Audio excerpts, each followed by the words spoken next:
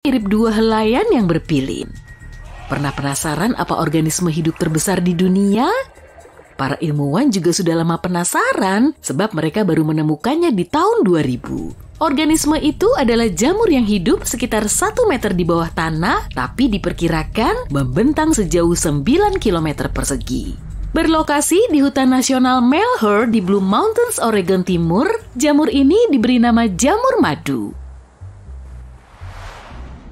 Sampai tahun 2002, kita belum tahu apa yang berada di pusat galaksi kita Bima Sakti. Kita tahu kita berotasi mengelilingi sesuatu, tapi dibutuhkan waktu sampai abad ke-21 untuk mengetahui bahwa ini adalah lubang hitam supermasif dengan massa 4 juta kali lebih besar dari matahari kita yang terletak di area Bima Sakti bernama bintang Sagittarius A. Penemuan itu terjadi setelah kita menemukan alarm asap inframerah. Hampir nggak kebayang deh kalau aku harus bepergian jarak jauh tanpa koper beroda, tapi koper ini belum ada sampai tahun 1970. Kalau dipikir-pikir, para astronaut yang pergi ke bulan harus benar-benar menggendong bawaan mereka di dalam pesawat antariksa dong ya. Permintaan paten untuk koper beroda Amerika Serikat dikabulkan tahun 1972, tapi terus terang, koper-koper beroda pertama belum begitu bisa diandalkan. Produk ini bermasalah, bergoyang-goyang dan jungkir balik sebab koper besar dipasang di atas bagian dasar beroda sempit. Jika kamu melihat foto-foto bintang film tahun 1940-an, akan tampak rambut mereka rapi dan disisir ke belakang. Tahu nggak, berdasarkan penemuan terkini, orang Mesir kuno pun memakai bahan pembentuk rambut. Tapi kalau kamu pikir mereka pakai gel rambut, kamu salah. Sebab gel rambut baru ditemukan tahun 1960-an. Yang dipakai orang untuk menata rambut di tahun 1940-an disebut Brylcreem yang kekentalannya lebih mirip lilin dan ditemukan di tahun 1929. Gel rambut seperti yang kita kenal sekarang muncul agak lebih lambat dan ditemukan oleh seorang pria bernama Louis Montoya. Produk ini segera menjadi tren sebab nggak terlalu berminyak seperti produk-produk sebelumnya. Oke, mari bahas tentang kamar kecil. Di masa Romawi kuno, orang memakai semacam alat pengusap, tapi itu berupa tongkat dengan spons di bagian atasnya. Lembaran kertas yang diberi pewangi dengan tujuan yang sama tampaknya telah tercatat di Cina di tahun 589 Masehi. Tapi di Amerika Serikat, medicated paper for the water closet atau kertas tisu untuk kloset air dipasarkan di tahun 1850-an. Varian tisu toilet lembut dan nyaman baru diperdagangkan di tahun 1930-an dengan bonus sama sekali bebas serpihan. Dan kurasa kita semua harus mengapresiasi ini. Yang ini mungkin terkesan gak begitu baru, tapi denger ya, penelitian modern mengungkapkan bahwa umur cincin Saturnus kurang dari 100 juta tahun atau lebih. Mungkin 100 juta tahun terkesan lama, tapi kalau ingat tata surya terbentuk sekitar 4,5 miliar tahun lalu, ini agak mengubah persepsimu kan? Ada spesies hiu di bumi yang telah hidup di perairan kita 4 kali lebih tua dibanding cincin Saturnus. Kita mengetahui ini dengan menggunakan data terkini tentang massa cincin Saturnus dan perbandingan debu dan airnya.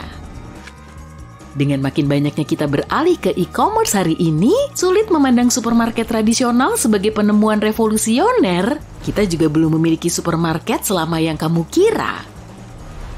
Apa kamu tahu bagaimana supermarket pertama muncul? Di tahun 1916, pemilik toko bernama Clarence Saunders butuh solusi agar pekerjaannya tidak terlalu merepotkan. Karena waktu itu, berbelanja berarti dia harus mengambil semua produk dari lorong dan bahkan mengantarkannya kepada pembeli.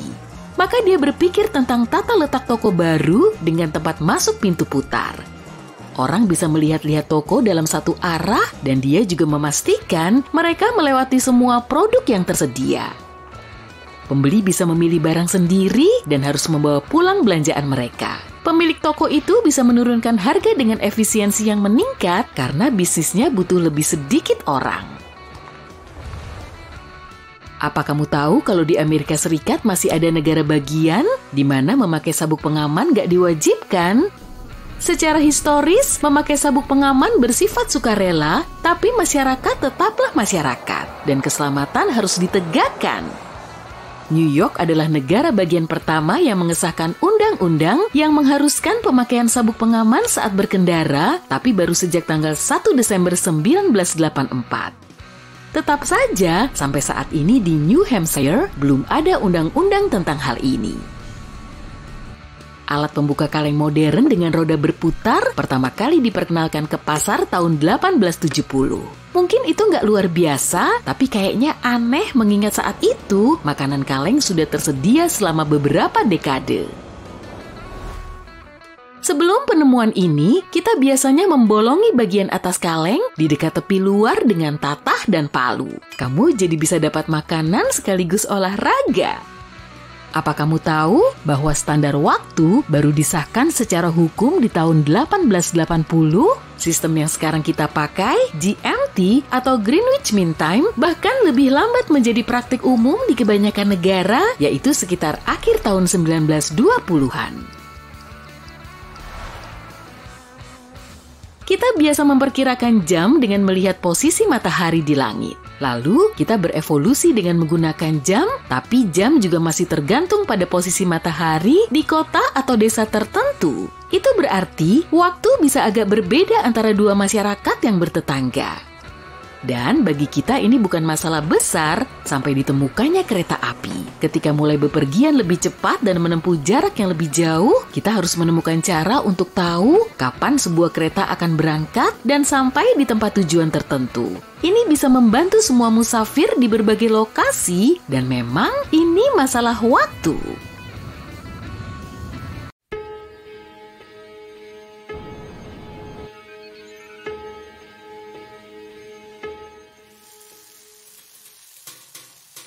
Lubang hitam bisa diibaratkan seperti omnivora yang melahap objek apapun di dekatnya. Planet, bintang, awan gas, atau penjelajah antar galaksi yang bernasib nahas bisa aja tertarik ke dalamnya. Padahal lubang hitam nggak melahapnya karena kelaparan atau sengaja memburu benda langit. Ia cuma menyedot benda apapun yang ada di dekatnya dengan meregangkan objek tersebut sampai setipis spaghetti, lalu mengoyaknya sampai ke atom. Lubang hitam adalah materi besar yang dikemas dalam paket super kecil. Bintang yang ukurannya 10 kali lebih besar dan lebih berat dari matahari bisa dimampatkan ke area kecil yang diameternya cuma sekitar 800 km. Lubang super besar ini sangat padat dan gravitasinya sangat kuat. Sampai-sampai cahaya pun nggak bisa lolos dari jeratnya. Lubang hitam lain pun nggak punya titik tetap di luar angkasa. Bintang, planet, asteroid, komet, lubang hitam, dan semua objek yang ada di alam semesta ini terus bergerak. Makanya, kondisi di dalamnya terus-terusan heboh. Para peneliti telah mengamati lubang hitam besar di salah satu pusat galaksi mulai dilahap oleh lubang hitam yang lebih besar, dan ukurannya bisa berubah jadi sangat besar. Di pusat galaksi terbesar, ada lubang hitam yang masanya bisa mencapai jutaan sampai miliaran kali lebih berat dari matahari. Dan salah satu caranya yaitu dengan melahap lubang hitam lain. Lubang hitam yang saling menyatu merupakan objek yang sangat kuat dan aktif di alam semesta. Jadi, 1,3 miliar tahun lalu, ada dua lubang hitam yang saling berputar. Lubang yang lebih besar menghisap lubang hitam kecil, kemudian membentuk spiral.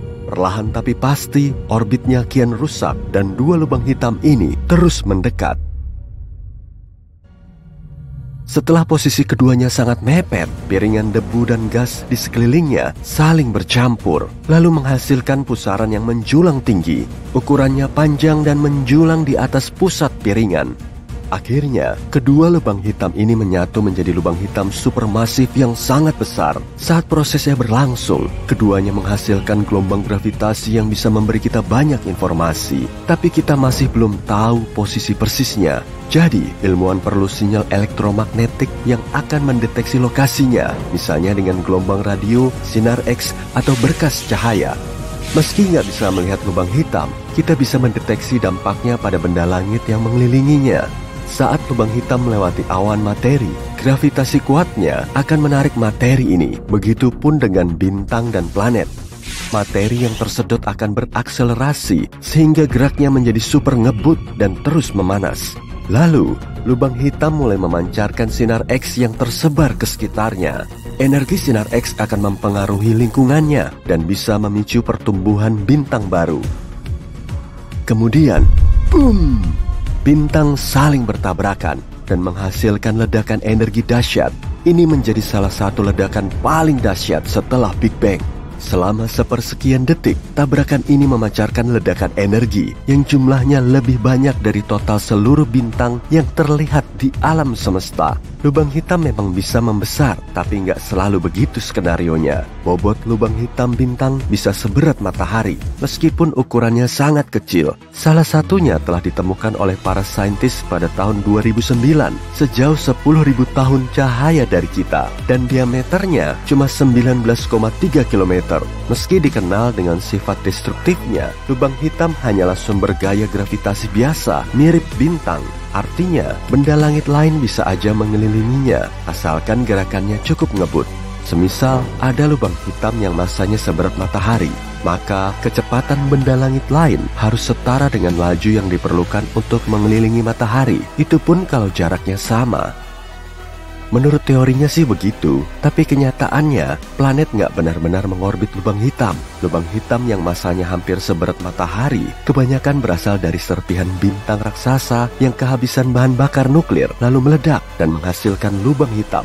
Semua planet di sekitarnya kemungkinan gak akan bertahan. Tapi 30 tahun yang lalu, ilmuwan menemukan planet pertama di luar tata surya kita. Planet ini berada di sekitar pulsar yang juga berasal dari sisa supernova. Kita nggak tahu persis gimana prosesnya hingga planet ini bisa bertahan dari ledakan bintang induk. Kemungkinan planet tersebut baru muncul setelah terbentuk serpihan pasca ledakan. Para saintis juga mengusulkan teori kalau lubang hitam bisa berwujud lubang cacing alias terowongan menuju ke galaksi lain. Jadi bisa dibilang lubang hitam nggak menghancurkan objek yang telah ditelannya, tapi mengirimnya ke tempat lain. Menurut teori ini, objek yang masuk dan keluar lubang hitam akan meninggalkan terowongan melewati sisi lain lubang hitam, yaitu lubang putih. Wujud lubang ini memang mirip dengan lubang pendampingnya karena punya materi serupa yang berputar-putar. Di situ juga mungkin ada cincin gas dan debu yang mengelilingi horizon peristiwa. Di titik inilah semua objek yang masuk ke lubang hitam gak akan bisa kembali lagi. Gak seperti lubang hitam, lubang putih justru akan membiarkan cahaya dan semua materi melewatinya. Tapi semua materi itu gak akan bisa memasuki portal yang sama. Sekitar 50 tahun yang lalu, Stephen Hawking mengamati kalau lubang hitam bisa membocorkan energi. Kemudian, para ilmuwan mulai ngembangin teori yang nyebutin kalau lubang putih bisa terbentuk dari lubang hitam. Mereka belum bisa ngejelasin proses hilangnya lubang hitam, tapi dalam skenario ini, lubang hitam bisa terus mengecil hingga gravitasinya sangat lemah dan gak bisa lagi menelan objek lain. Kemudian lubang hitam ini berubah menjadi lubang putih yang masanya cuma seringan satu helai rambut manusia. Meski prosesnya nggak sedramatis lubang hitam, lubang ini tetap menyimpan misteri terkait semua benda langit yang telah ditelannya. Namun pada akhirnya, misteri ini akan tersingkap juga saat ukurannya terus membesar hingga mendominasi alam semesta. Sifat lubang putih kebalikan dari lubang hitam yang suka menelan materi di dekatnya. Lubang ini mirip seperti ledakan Big Bang saat alam semesta terus mengembang. Kemudian terbentuklah objek baru. Kalaupun hal ini memang terjadi, prosesnya mungkin akan berlangsung triliunan tahun dari sekarang. Kendalanya juga ada. Meskipun lubang putih akan terbentuk di ruang angkasa, kemungkinan besar gak akan bertahan lama. Objek yang keluar akan bertabrakan dengan materi di dalam orbit. Jadi, seluruh sistemnya akan runtuh dan menjadi lubang hitam lagi karena proses ini terjadi setelah ledakan supernova. Bintang, asteroid, komet, galaksi, planet, dan semua benda langit yang terlihat menempati 5% dari alam semesta kita. Sekitar 25%-nya kemungkinan berupa materi gelap. Objek misterius ini nggak bisa kita lihat, tapi kita asumsikan ada karena semua yang ada di alam semesta bergerak sesuai gravitasinya. Materi gelap ini seperti jaring laba-laba yang menampung seluruh galaksi dengan gerak cepatnya. Kembaran jahatnya disebut antimateri. Partikel antimateri seperti kebalikan dari materi, punya massa yang sama tapi muatan listrik berlainan. Saat bertabrakan, antimateri memusnahkan materi biasa sehingga menghasilkan energi murni. Materi gelap mungkin telah membuat alam semesta ini berkembang lebih cepat. Salah satu teori terbaru juga menyatakan kalau materi gelap telah menyebabkan dinosaurus punah oleh asteroid besar. Alam semesta tidak punya pusat, tapi galaksi punya. Bumi mengelilingi pusat Bima Sakti setiap 250 juta tahun sekali. Meskipun nggak berbentuk lurus, orbitnya masih bisa kita prediksi. Setiap 60 juta tahun, kita melewati area padat yang disebut piringan galaksi. Saat itulah kepunahan massal dalam sejarah planet kita bisa terlacak, termasuk asteroid yang menyebabkan dinosaurus punah sekitar 66 juta tahun yang lalu. Profesor Rampino dari New York University mengatakan materi gelap punya gravitasi yang bisa melontarkan benda langit terdekat ke jalur bumi saat planet kita memasuki piringan galaksi. Artinya, asteroid dan komet yang biasanya jauh akan terlempar ke planet kita. Sejauh yang kita tahu, objek terbesar di alam semesta adalah tembok besar Hercules Corona Borealis. Gugus galaksi ini sepanjang 10 miliar tahun cahaya dan disatukan oleh gaya gravitasi. Galaksi elips terbesar di alam semesta yaitu IC1101 yang berdiameter 4 juta tahun cahaya. Sedangkan galaksi terkecilnya, Segway 2, berdiameter lebih dari 220 tahun cahaya. Rupanya cukup buram dan di dalamnya cuma ada 1000 bintang. Sedangkan galaksi kita punya 100 miliar bintang yang mengorbit di sekitarnya. Wah, kamu mau melakukan perjalanan menuju lubang hitam ya? Perbekalannya perlu banyak sekali nih. Karena lubang hitam yang terdekat saja berjarak 1011 tahun cahaya. Mutiara hitam ini terdapat di tata surya, namanya HR6819. Letaknya ada di antara orbit dua bintang lain. HR6819 juga bisa loh dilihat dengan mata telanjang. Para ilmuwan telah mempelajari sistem ini sejak tahun 1980-an. Tapi belum lama ini, si lubang hitam menyingkapkan rahasia terbesarnya. Ukurannya terbilang sangat kecil, meski begitu, massanya 4 kali lebih berat dari matahari. Dan jaraknya 2500 tahun cahaya lebih dekat dengan bumi dibandingkan dengan lubang hitam terdekatnya. Tapi santuy, bagi manusia, jarak 1000 tahun cahaya tidak terjangkau kok. Semisal, kita membuat model bumi dan matahari yang cuma berjarak 0,12 cm, maka kamu harus pergi sejauh 6,4 km untuk mencapai lubang hitam ini. Sebagai perbandingan, lebar galaksi Bima Sakti kita saja sekitar 100.000 tahun cahaya. Jadi, jarak 1011 tahun cahaya tak begitu jauh lah ya. Tapi, sebelum kamu pergi ke raksasa hitam ini, bagaimana kalau ku buat nyalimu ciut dulu? Lubang hitam adalah area pada ruang waktu. Objek apapun tidak bisa lepas dari orbitnya. Partikel, radiasi elektromagnetik, dan foton cahaya pun tidak bisa lolos darinya. Jadi tahu sendiri kan, kalau kamu memasuki objek berbahaya seperti lubang hitam ini, kamu tak akan bisa kembali. Proses terbentuknya lubang hitam ini juga sangat memukau. Saat kehabisan bahan bakar, bintang akan hancur oleh beratnya sendiri, lalu menjadi lubang hitam seperti lubang hitam supermasif di galaksi Messier 87. Masanya 7 miliar kali lebih berat dari matahari dan tertangkap Event Horizon Telescope pada bulan April 2019. Oke, kamu sudah beli tiket pesawat luar angkasa yang lebih ngebut dari kecepatan cahaya. Karena uangmu tidak bisa dikembalikan dan kamu juga tak mau buang-buang uang, sekarang saatnya bersiap-siap. Oh, tinggalkan saja barang bawaanmu di rumah ya. 3, 2, 1, sampai jumpa. Kamu meninggalkan orbit bumi, berpamitan pada bulan, dan tak lupa menghibur Pluto yang bersedih dengan bilang ukurannya cukup besar kok untuk mendapat julukan sebagai planet. Kemudian, kamu melewati jalur ruang angkasa yang gelap dan disinilah perhentianmu, lubang hitam. Pakaian luar angkasamu sudah kamu kenakan? Sebentar lagi kamu menuju ke sana.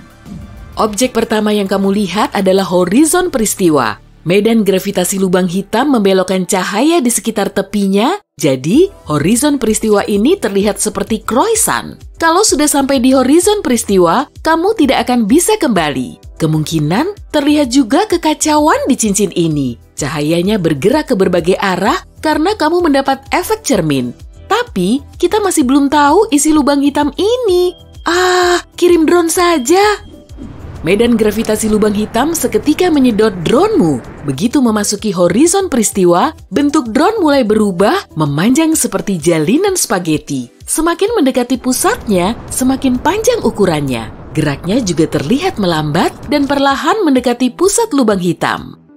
Inilah efek lain dari monster luar angkasa ini. Massa lubang hitam yang sangat besar tidak cuma membelokkan ruang, tapi juga waktu. Kalau kamu menggantung 1 jam di samping lubang hitam dan satunya lagi di dinding kamar tidurmu, kamu akan tahu kalau jarum detik di jam pertama hampir tidak bergerak, padahal 1 hari penuh telah berlalu di bumi.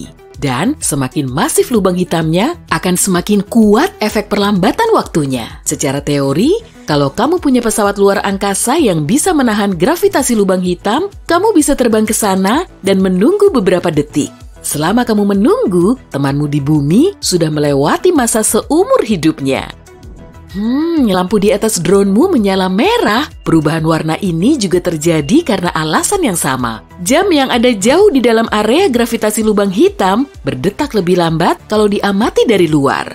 Hal ini juga mempengaruhi panjang gelombang foton. Cahayanya terlihat merah karena gelombang warna merah paling panjang dalam spektrum cahaya tampak. Semua perubahan yang terjadi pada drone hanya berlangsung dalam hitungan detik. Tapi bagimu seolah lambat karena dilatasi waktu. Oke, saatnya masuk ke lubang hitam. Inilah persiapan terakhirmu. Pakaian luar angkasa yang akan melindungimu dari radiasi Hawking. Radiasi ini terbentuk di lubang hitam karena efek kuantum di dekat horizon peristiwa. Radiasi Hawking mengurangi berat lubang hitam. Jadi, kalau lubang hitam tidak lagi menyedot massa dari benda-benda di sekitarnya, objek ini akan mengecil lalu hilang begitu saja. Oh ya, lubang hitam juga fana loh. Namun, radiasi Hawking bisa membakarmu hingga jadi abu. Kamu pun akan kehilangan kesempatan untuk melihat lubang hitam dari dalam. Oke, yuk kita selesaikan saja perjalanan sejauh 1011 tahun cahaya itu. 1 lompatan besar dan kamu tertarik ke dalam medan gravitasi lubang hitam. Saat inilah kamu tidak akan bisa kembali. Tapi, dengan jarak segitu, kamu bisa kok membuat orbitmu stabil, sehingga kamu bisa mengorbit lubang hitam seperti bulan mengelilingi bumi. Lebih tinggi sedikit saja, kamu akan terlempar ke angkasa yang tak berujung. Dan lebih rendah sedikit saja, kamu akan terseret masuk ke lubang hitam. Jadi secara teori, inilah jarak ideal planet. Dengan jarak ini pula, planet bisa dihuni kalau memenuhi semua syarat yang diperlukan. Beberapa menit telah berlalu, kamu pun mendekati horizon peristiwa. Coba lihat ke bawah, tubuhmu sangat panjang dan menyerupai spaghetti. Lihat sekelilingmu, cahaya gemintang menyala biru. Ini disebut pergeseran biru gravitasi. Saat kamu terlempar ke lubang hitam, medan gravitasinya menarik foton cahaya ke bawah sehingga memberinya energi. Panjang gelombangnya semakin pendek, lalu foton merah berubah menjadi biru dan semuanya mulai tampak berwarna biru. Nah, kamu sudah ada di bagian luar horizon peristiwa dan kamu cuma bisa melihat seberkas cahaya biru berbentuk bulat di atasmu. Sayangnya, dalam beberapa saat kamu tak akan bisa melihatnya. Jadi, kamu telah bertahan dalam medan gravitasi yang kuat di lubang hitam dan radiasi Hawking tidak membakarmu hingga jadi abu. Oke, sekarang kamu berada di pusat objek paling misterius di alam semesta. Kamu bisa melihatnya dari dekat, dan ini bukanlah pengalaman yang menyenangkan. Disinilah tempat tergelap yang pernah kamu datangi. Hukum fisika pun tak lagi berlaku. Secara teori, waktu di sini berjalan sangat lambat, sehingga planet asalmu tidak lagi ada. Dan lubang hitam baru bisa muncul menggantikan matahari kita. Kamu masih hidup kok, selama persediaan oksigen di baju pelindungmu mencukupi. Tapi bagaimana jika benda kosmik ini sebenarnya berupa lorong menuju tempat lain di alam semesta? Begitulah menurut teori populer, tapi para ilmuwan masih belum bisa memastikannya. Kalaupun benar, setelah beberapa saat, kamu akan melihat cahaya biru lagi. Dan kamu akan terjatuh lagi seperti sebelumnya, hanya saja secara terbalik. Setelah meninggalkan singularitas atau pusat lubang hitam, kamu akan berada di horizon peristiwa. Cahaya dari bintang yang menyala biru berangsur-angsur jadi merah. Kamu bisa merasakan getaran dan kehangatan dari radiasi Hawking. tapi kemudian kamu terlempar ke angkasa luar, mungkin menuju suatu galaksi yang jauh. Tidak ada yang tahu apa yang akan terjadi selanjutnya. Apa kamu akan berinteraksi dengan bentuk kehidupan yang belum diketahui sebelumnya? Atau manusia tidak bisa bertahan dalam kondisi yang ada di sana? Mungkin kamu tidak sedang berada di luar angkasa lain, tapi di alam semesta paralel. Ada juga loh teori seperti ini. Menurut teori ini, lubang hitam merupakan portal menuju dimensi lain. Sederhananya, ada banyak sekali salinan alam semesta kita. Setiap kali kamu dihadapkan pada pilihan, kembaranmu dari alam semesta lain memilih hal lain. Tapi kalau itu sih, kita biarkan saja sutradara film-film super keren yang memikirkannya. Saat ini, perjalanan menuju lubang hitam sangat mustahil dilakukan oleh umat manusia. Kita bahkan tidak bisa mencapai lubang hitam yang terdekat. Tapi suatu hari nanti, kita akan tahu sifat objek luar angkasa ini secara mendalam, dan mungkin pengetahuan ini akan membuat kita lebih maju dan menjadikan kita sebagai peradaban multigalaksi.